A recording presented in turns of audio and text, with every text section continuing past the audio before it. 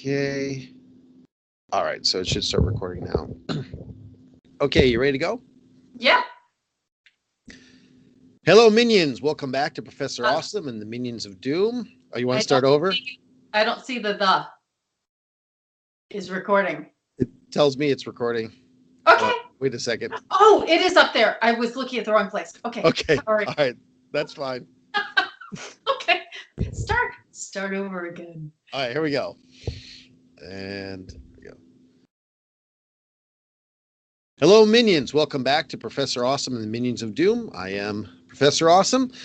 And you may see that today I am not wearing not only do I not have my traditional chainmail bow tie, but I have no bow tie nor any tie. My collar is loose because my synapses of my brain are falling apart because I'm currently imprisoned here at Troy University grading the papers of my students and descending deeper into madness. So my efforts at world domination are going to become much more erratic from this point on. But I have here today a guest who is going to be pulling me out of that madness, we hope. For those of you who are interested in fantasy fiction and medievalism generally, you might be familiar with her work. We have author Linda C. McCabe, and she has another book coming out in the Bradamante and Ruggiero series. So Linda, welcome. Thank you. I'm glad to have a return visit to the Professor Awesome series. Well, tell us about your series, and first tell us just generally about the series. Who's Bradamante, who's Ruggiero, and what's the series you're writing? Okay. They are A cup, by the way. yes, they are heroes in the cycle of legends for Charlemagne. And for those who are familiar with Arthurian legend but have not heard of the Carolingian legends, these were told and retold in the south of France and north of Italy for several centuries. They were told by the jongleurs and troubadours, and they entertained the nobles and the masses. And then they were recorded by poets. And then some poets were inspired by the stories and wrote more. So one of the more famous parts of the legends of Charlemagne that people will have heard of is the Chanson de Roland, the Song of Roland, that was originally written in the 11th century in French, but they don't have the name of the poet for that. That's anonymous. So Bradamante and Ruggiero were heroes that came later. So Orlando or Roland became so popular, he couldn't stay dead. And so he came back and had more adventures, and it was kind of like medieval comic books, that you have these heroes and you have new villains for new adventures. And so I came upon the Legends of Charlemagne due to Harry Potter. And there were some theories about hippogriffs, and so I read Orlando Furioso. And I'm going to show, here is Orlando Furioso. But this is only part one. Yes.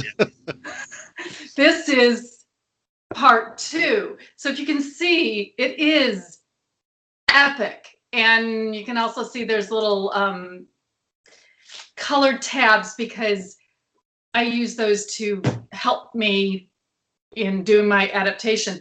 So anyway, I read this poem and I was amazed at this marvelous tapestry of legend of heroes going and doing these immense works. But the thing that drew me the most was Bradamante and Ruggiero's love story. Bradamante was a warrior maiden and niece of Charlemagne. And she was revered. And archetypically, she's based on Joan of Arc and Athena, but has a much better character arc and fate than the real life Joan of Arc, who was declared a heretic and was burned at the stake. So Bradamante does So much better. spoiler alert, at the end of your trilogy, she will not be burned at the stake. Yes. Okay, so yes. You heard it here first, ladies and gentlemen. It does not die at the stake. The first time in the last 700 years anyone's heard this. Okay, so Bradamante, in my first novel, which was Quest of the Warrior Maiden, that features Bradamante, and she is given the quest to go rescue her beloved, who is Ruggiero, who happens to be a Saracen knight descended from Hector of Troy. So what is a Saracen? Saracen is an archaic term used in the medieval and later period to describe Muslims, because they were not of Sarah. They're of the Abrahamic religions. They were not of Sarah. They were from Hagar, and so they were considered Saracen. And it's not a term used anymore, but it was used in the medieval period and later. Right, and so, but Bradamante is Christian, right? So this is part of the conflict. Right, they are both in terms of a war conflict and also the romantic conflict. Yes, they were both respected warriors with honor, and they are on opposing sides of a holy war. So it makes it hard for them to get together with honor. And so they meet and they fall in love, and then they are separated. And she is actually sent on a quest to rescue Ruggiero, who is being held captive by a wizard. Mm-hmm. And as I was reading that in Orlando Furioso, I was astounded, because it was such an inverse of what I have come to expect growing up, reading stories about princesses in a high tower and a brave knight going and rescuing her from a dragon. And here, a young maiden is being sent to rescue a male. And this story was originally published in 1516. Now 502 years ago. Yeah. And I had never heard of Bradamante. And I felt cheated that I hadn't heard of her, and this remarkable heroine from literature. And so I decided to bring this to modern day audiences, to let them know about this marvelous character. And so volume 2, which I don't have my author copy yet. This is a proof copy, and there's a little line across there that says not for real sale, but it's Fate of the Saracen Knight, and it is available now. It has launched as of a couple days ago, both in ebook and in trade paperback. So you can go online to Amazon, order it. And so this is about Ruggiero and his story, but still it's not complete, because not only am I retelling Orlando Furioso, but there are portions of the predecessor poem, Orlando in Love, which is also epic. So here I am taking this ambitious project of retelling 2 epic poems from the Italian Renaissance for modern day readers like yourself. So the first book focuses on Bradamante. The second book focuses on Ruggiero. Yes. And ends with a kind of cliffhanger that I won't get into, because no sense in spoiling the cliffhanger. Right. And then I assume the third book is going to get them together and see how that resolves. Yes, and that won't be easy either. No, no, it isn't. Because nothing is easy in this story. Right. And so what I find really interesting about your book is you kind of straddle the line between a very kind of naturalistic view So very often adaptations take out the magic, right? These things happen because of non-magical reasons, or they kind of go completely into the fantasy realm. And you have all the magic in this, but you don't get the sense that everyone every day is walking around tripping over fairies, and that you do in some sorts of fantasy writing. Um, and so I really want to talk to you a little bit about, like, how did you? It strikes me that this is a difficult tone to Yeah. capture, and um, I don't teach Orlando Furioso in class because it's so long, and I don't think I can do justice with the little excerpts that we get in anthologies, and I don't really have time for that. But every so often, I'll have a student who will, for whatever reason on their own, will read it, and then they have this kind of desire to read more and read more, and so, and rather than it being daunting, it's like with many other book series where when you get into it, the length is not daunting. The length is what you love about it. And as you see the number of pages toward the end getting lesser and lesser, I don't know about you, I'll find myself rationing the book. Okay. There are many books I have read 90% in a day or two, and the last 10% over 2 weeks, because I'm like, I don't want this to end. I'm going to read a little bit more. And that's hard to sort of strike that balance. And so how did you work that out in your writing process? How did you?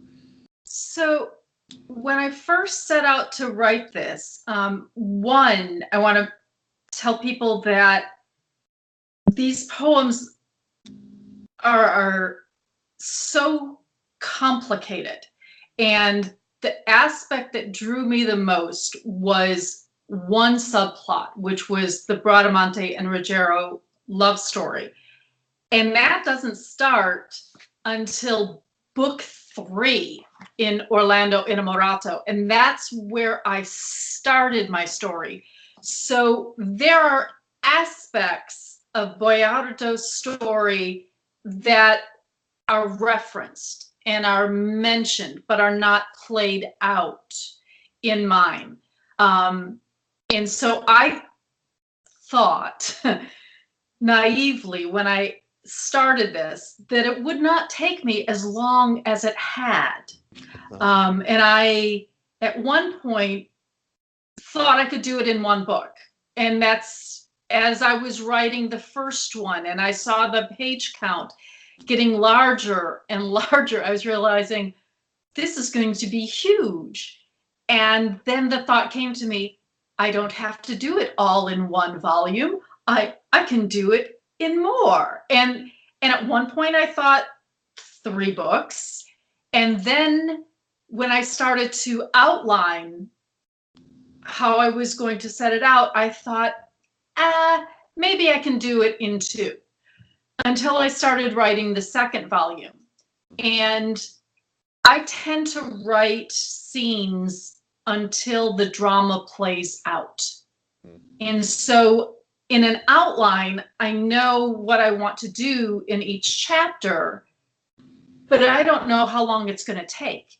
And as I saw my page count grow in volume 2, I was like, I'm going to need a 3rd volume after all. So I am doing it in 3, and I have no idea how long a page count volume 3 will be because of that aspect. So does that answer your question? Well, yeah. I mean, I think, to pull the curtain back a little bit for the viewers and listeners, I read an advanced copy of the book, which is how I know it. Yes. It ends on this, but I had read Quest of the Warrior Maiden, I don't know, years ago. Okay. And at the time I have had several conversations with you where I knew there were going to be 2 books. And Yes. as we're getting to the end of the second book, I was like, gosh, she is going to have, like, the last chapter is going to have to, and I'm thinking already, like, the pacing of this is really off here. If we're about to draw everything to an end, and then it ends in this kind of cliffhanger, and I was like, Well, I'm glad, but now I want the rest of the book. Like, I'm glad. I'm like, oh, she didn't have the pacing off. She has it right. But now I have to wait for the rest of the book. So the Right. rest of the Okay. series, I should say. So you were at one I point. I did experienced think I was exactly going what you're to do talking about for the two readers books, but section. yes, Yeah. and book two was far is lengthier than book one, and I was trying to change where I ended it, but I couldn't find a better place because I was trying to artificially try to go with page length, but it was where's a satisfying ending for my readers, because it will be a couple years probably before the third volume is available. So You're an evil person. it's I it's mean, the I guess I can always read Orlando in Love and remind myself of what happens, but oh well your that's adaptation is really. one. You'd have to read Orlando Furioso to see how it ends. Because Orlando Innamorato was the first poem. Oh yes, yes, yes, yes, yes, yes. Poi Baiardo, and then Ludovico Ariosto's sequel or finishing the poem was Orlando Furioso. Yeah. So, about this page length thing. So one of the Yes. things that I've been dealing with a lot lately is I live in two worlds. I live in the um, in the academic publishing world. I live in I have a publishing company that publishes medieval academic stuff, but we only e-publish. And so for us, length is not an issue. Things that are we've published, so we'll publish things that are unpublishable because they're only 40 pages, and it's an important medieval text that's fallen out of print, but it's only 40 pages, and the economics of a print run don't make sense. But we don't publish my stuff because we don't want it to be a vanity press. So my stuff has to be published elsewhere, right? And almost everything I publish outside is either whether it's a journal or something else, or a monograph sort of publisher, is not yeah, I think everything is in paper, and there are real serious page issues. How many pages a thing goes. And so I think when a writer is, so I live in both of those worlds, and I have a book coming out which I will not plug at this point because we don't have a date yet. We're still waiting on the artwork for the cover, and B, I don't. I want to plug your book here today, not mine. But I do have a fun fiction book coming out that I've intentionally just have in EPUB form, and I intentionally shot for knowing that the press would allow less for 50,000 words rather than longer, because of the sense of I feel like people like maybe the market for e-published fiction in electronic form is shorter. Do you ever have to, like, when you're sitting there, your book is going to be primarily read in print? At least I assume so. Or is that not right? Do you No, sell? it's both. It's so yeah, I am an independent publisher, writer and publisher. Put that out there. And so to me, I sell both on ebook and in trade paperback. So it depends on. It's the same for you in terms of sales?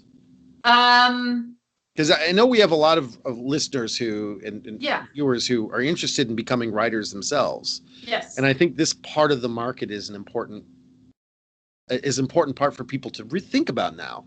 Yeah. In terms of just the writing process.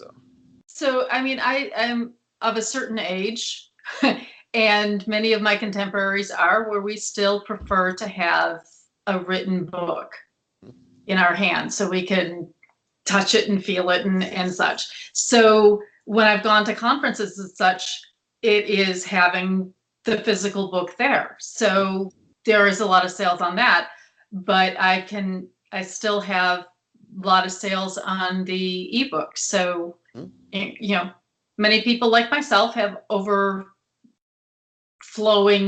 bookshelves, And sometimes it's nice to have things on an iPad to be able to read wherever and not have to feel guilty about needing another bookshelf. Right. Do you? And you can boost the font. That's true. That is. That was for my parents. That was the big selling point for moving to ebooks. Is the uh, all my books are large print now. I guess is what I told my father. All your books are large print now.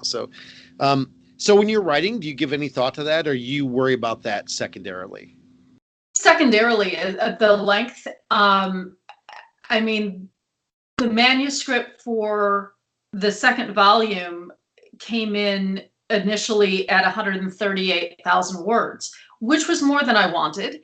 And I was able to trim about 5,000 words of it by making things a little tighter and or tightening sentences. You know, there were some passages that were duplicative and I could just cut in for pacing, but it was not something where I could now get it down to 102,000 words. I just couldn't do that without losing a lot of the plot and characterization. So being an independent author and publisher, I don't have to worry about some editorial oversight saying, no, you have to make it 113,000 words because that's what we want. Mm-hmm. So I have that freedom. Is this the first really big book project you've worked on? Well, I did write a master's thesis.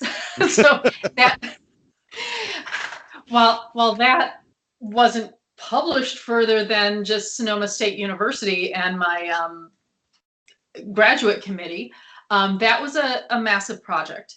And the first real attempt at fiction, mm-hmm. I did a 5th year fic for Harry Potter, trying to see if I had the talent and stamina to write fiction at a length. And that wound up being, I think, 138,000 words. I was basically taking all my weird, wacky theories and spinning them.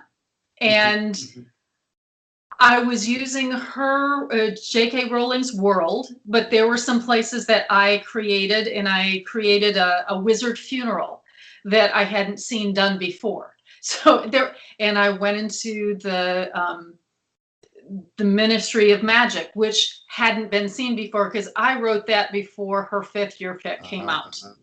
So I was creating things, but I was taking characters that she had created and I was making my own dialogue and my own plot and doing things and seeing whether or not I could actually fulfill this, because I know many writers that have the urge to write a novel, mm-hmm. and they can never complete the task. Mm-hmm. They may spend 10, 12 years and they've got a huge manuscript in their drawer, or they have plans to one day write the great American novel and they never do it. And I wanted to know if I had the talent and stamina to do it. And I did. And, it was online. It's free. And I did get hundreds of positive email feedbacks. Mm-hmm. And it won a website's Readers Award, Reader's Choice Award. And that was back in 2003, before I even attempted to do this. So let's say I'm someone who is like one of the people you've described. I mean, and I talk to these people almost daily, to be mm-hmm. truthful, who they want to be a writer. They want to be a writer, but they don't know. A lot of them they want to know about the business of writing when they talk to me. But a lot of them are just like, they don't, the whole idea is daunting. It's both attractive to write something novel length, or in this case, trilogy length, as you've done. Yeah. But it's daunting, but it's also it's attractive and daunting at the same time. So speak to those people, and what advice would you give them with the ideas that they have, and how would you tell them to proceed? Find a writers group, Mm-hmm. find a writers club. I am fortunate that I have been a member of the California Writers Club since 1994. And I don't know, you're in Alabama, and I don't know where your writers groups are. And there are many different styles of groups. I mean, for romance writers, there's the Romance Writers of America, RWA.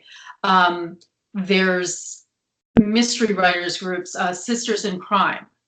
And the California Writers Club is one that's open to writers of all genres. And so we have mystery writers, we have memoirists, we have poets, we have technical writers. We span the gamut. And what I like about that is that as the genre lines are blending and blurring, that we can learn from others who write in different genres. It's like cross-pollination. And being around other writers, other people who share your passion and obsession for the written word is important, because it will inspire you to sit in the chair and do the writing. We sometimes call that butt glue on the chair. But also you will learn things, and taking workshops. I know in my first draft of my first volume, I did not properly understand how to do POV, the point of view.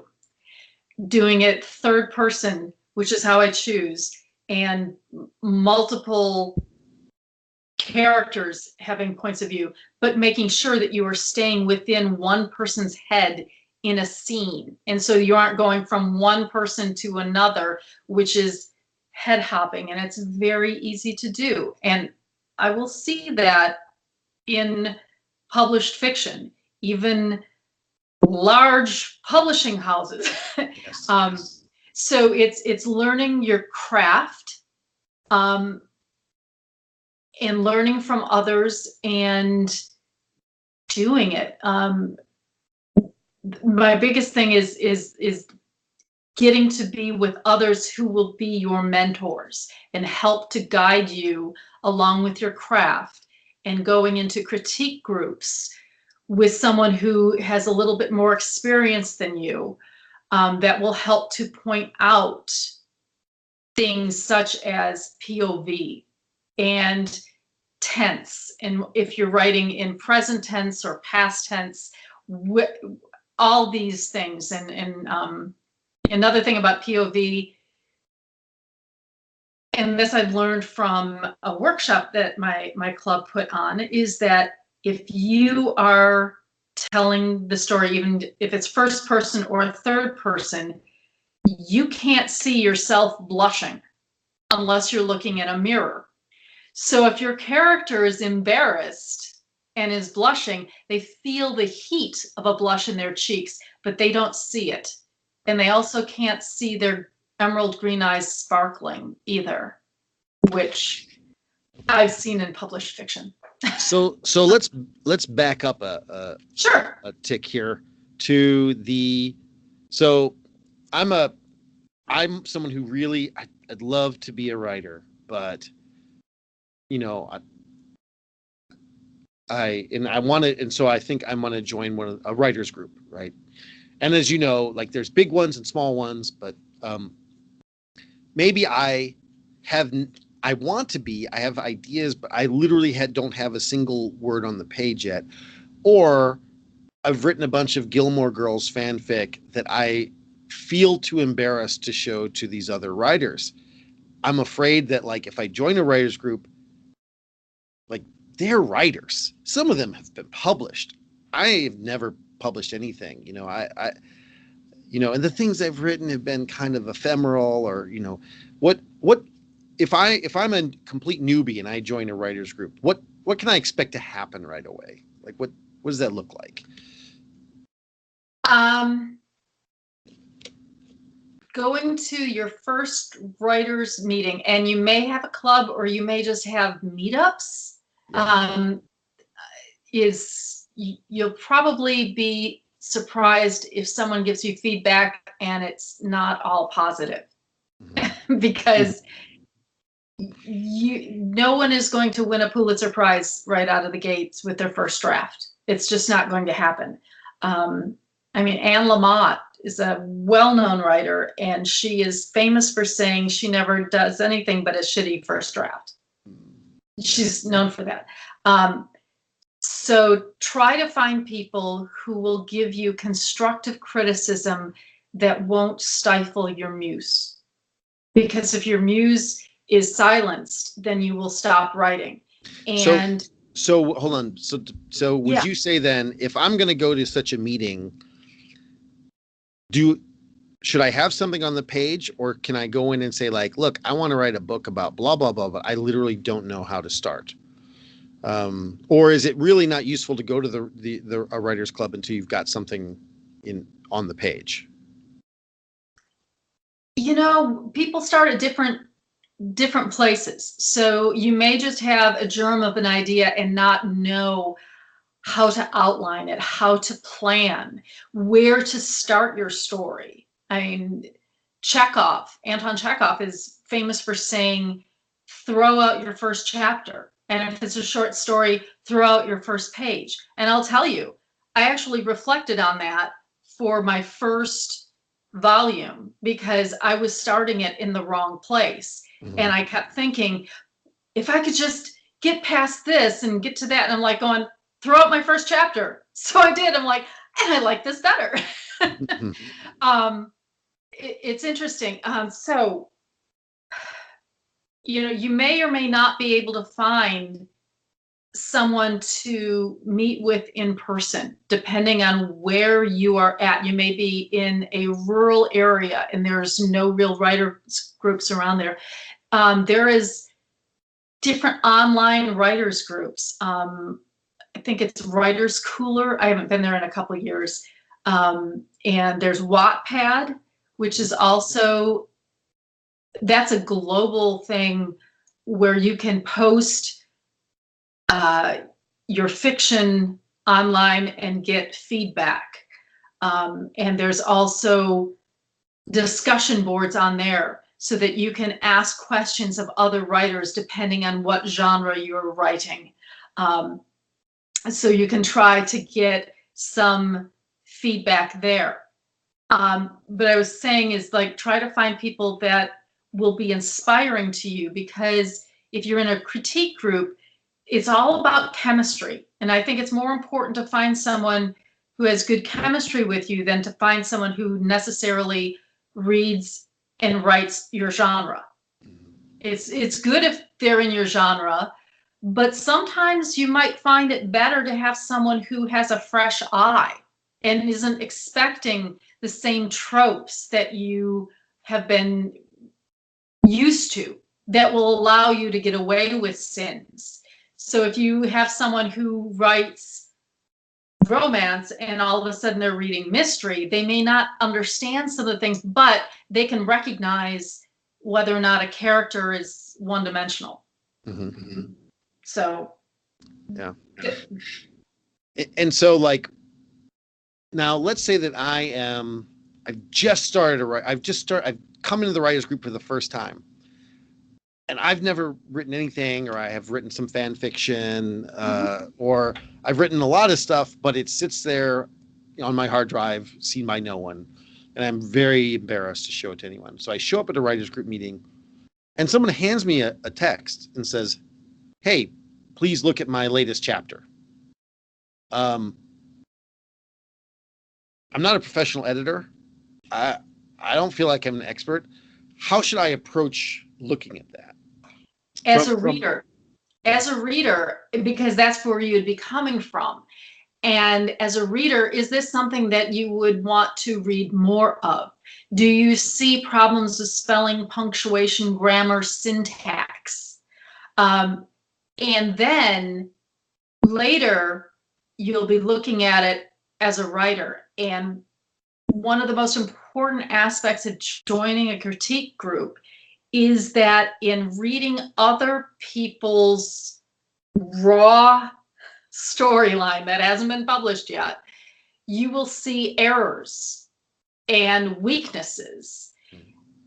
And then as you notice that in someone else's fiction or nonfiction, could be memoir that you're reading, or technical, or historical, but as you read that, you will then recognize those weaknesses in your own writing. So it helps to engage and strengthen your writing muscle. No, I think that's really good advice. I mean, I think people are intimidated at the beginning, not just by the book, but by when people, I mean, it's very common advice to hear, join a writings group. And I think one reason people don't is not just that they maybe don't have the gumption to do it, I guess, but that it's intimidating. It's something to be afraid of. And you know, when you say read it as a reader, I think that's exactly right. You know, so I'm working on a fiction book now, and I've been trying to get non-writers, a couple of non-writers to read it, who don't love me.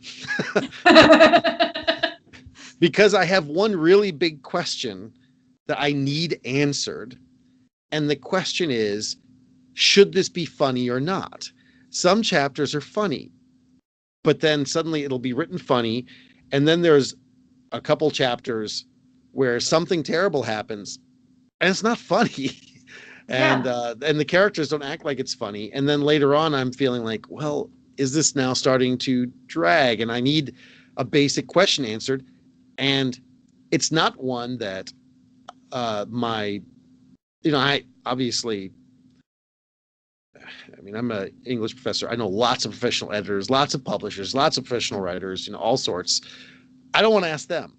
I want to ask, you know what I mean? Like, I want to ask the reader. And so I think what people don't realize is the newbie showing up at the writers group who's just trying to learn themselves.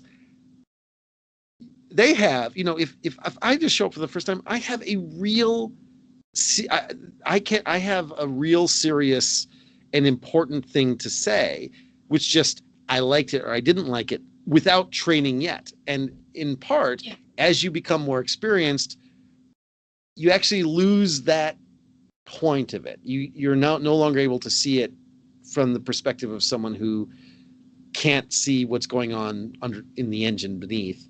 But you get this other kinds of expertise. And I think people need to, I want to encourage would-be writers who are afraid of joining a writers group. Listen, they need you.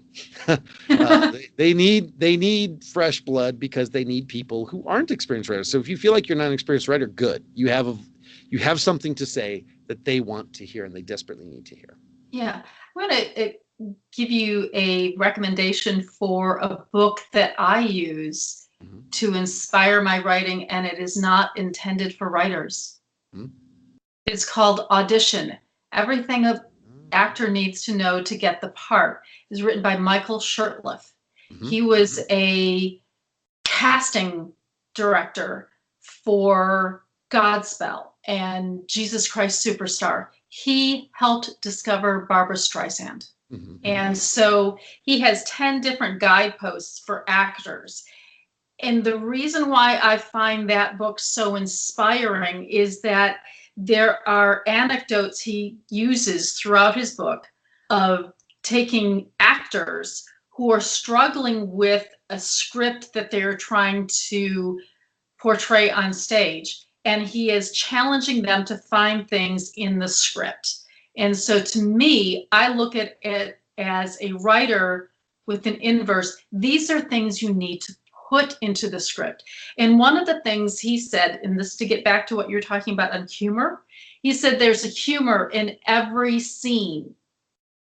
Even if it's the most dire, serious thing, is that we need to have some humor, even if it is just gallows humor, because otherwise we'd all be slitting our wrists under despair.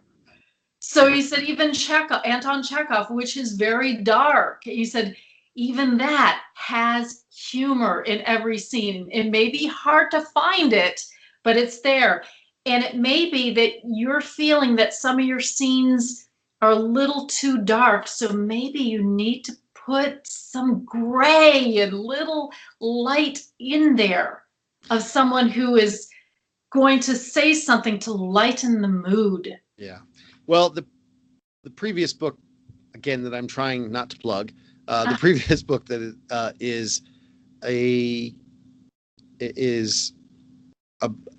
about the zombie apocalypse. It is a zombie apocalypse, and it is meant to be entirely lighthearted. And there's plenty of death.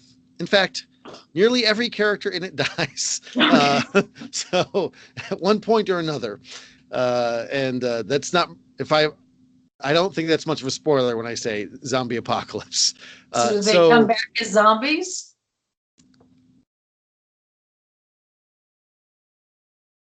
It's complicated. Okay. So I was going to say, then the characters don't really die. Okay. it's complicated. Okay. And some characters begin dead. So, you got that going for you too. I mean, they wander into the story dead already. And I'm sure I had an important point I was going to make about that. It was humor and darkness. So like the idea in there, actually, in that one, the tone is easy because from the very get-go, the idea is this is something horrifying and we're going to laugh our way through it. And so in this case, it's more about evenness. Like I want to make a choice. And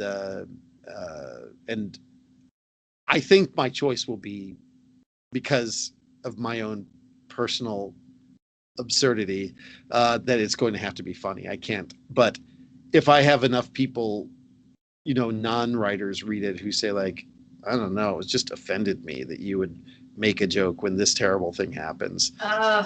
Then people will make jokes in the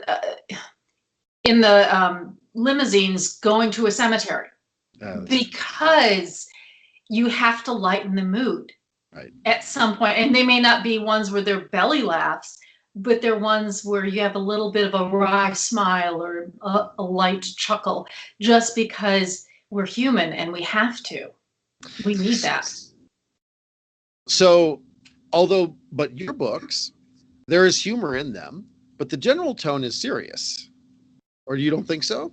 No, it's the tone that I'm striking is of an elevated nature, because these are heroes that are larger than life. Right. And many of them have larger than life egos, and their pride is kind of their downfall, and that really shows through in Fate of the Saracen Knight.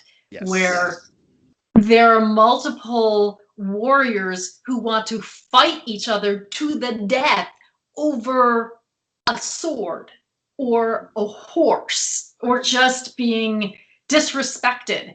And it's like, really? But that is part of the source material, and it makes it very dramatic. Yeah. And as Michael Shirtless had said, conflict is drama. And so that's what I live by. Yeah. So I have one more question for you. And sure. It is, so you are a successful writer in the sort of general sense of, successfully marketing and producing your own books, right? Yes. But you're also a successful writer in ways that maybe a lot of our viewers and listeners don't know, which is that you're writing about essentially a kind of adaptation of a medieval work, and you are now a fixture at medieval conferences, which are not like Ren fairs. These are like tweed-wearing, frumphing, jowly medieval scholars, and when they're younger, the women have their hair up in a tight bun, and you can have a tattoo, and it can be Celtic runes, but it must be something, from Frank's Casket or the Frank's Casket or something. It has to be serious.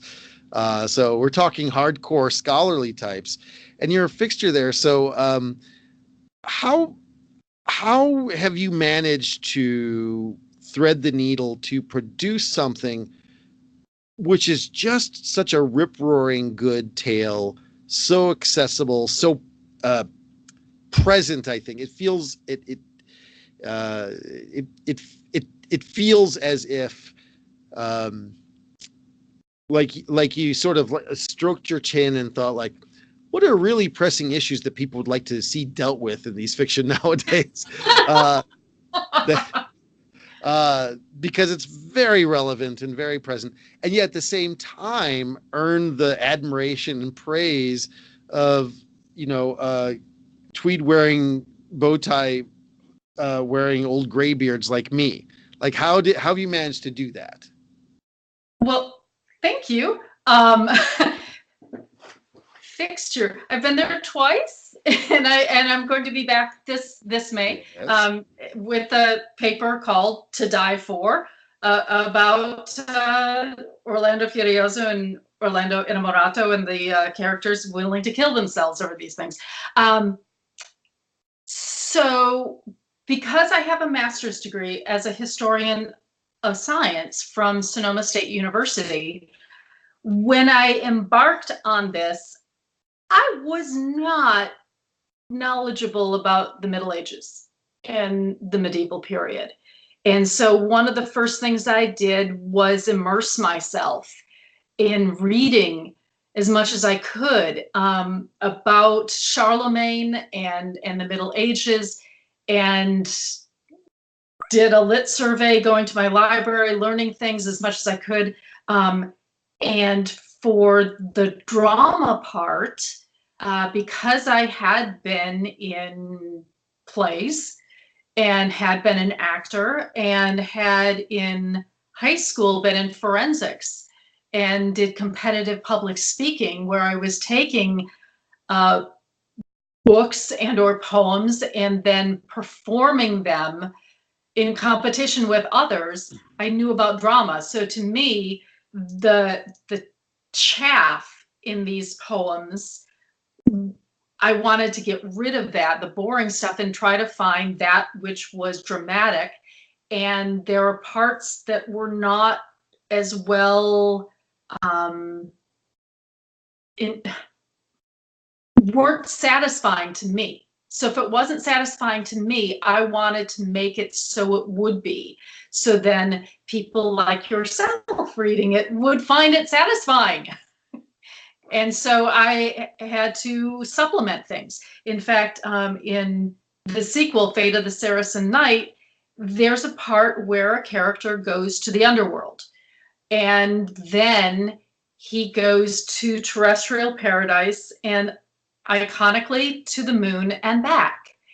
And in the poem, he goes in the underworld, comes out, he's covered in soot, finds a spring and bathes himself, and then gets back on the hippogriff and flies to terrestrial paradise. I felt that was too abrupt, too short, and didn't feel satisfied. And I felt that he needed to do a spiritual cleansing. And so I incorporated a whole scene where he's in a cave for days and spiritually fasting, physically fasting. And then it took me a while to come up with it, but I decided the 7 deadly sins, going through those, figuring out all of his sins. And as I did that, I learned so much more about his character, and it felt more satisfying to me. So I was adding those and incorporating things to that. So it's taking the source material and then adapting it and adding my own take on things to make it my own and make me part of the legend cycle. Okay, great. Does So, that answer? Linda, Yeah. Linda C. McCabe, well, plug your book one last time. Okay, so there's 2. The first volume is Quest of the Warrior Maiden. Hmm? And volume 2 is Fate of the Saracen Knight. And both of those are available in ebook and trade paperback. You can go to Amazon and order it there. That would be great. And if you like what you see, please leave a positive uh, review on Amazon. That would be wonderful.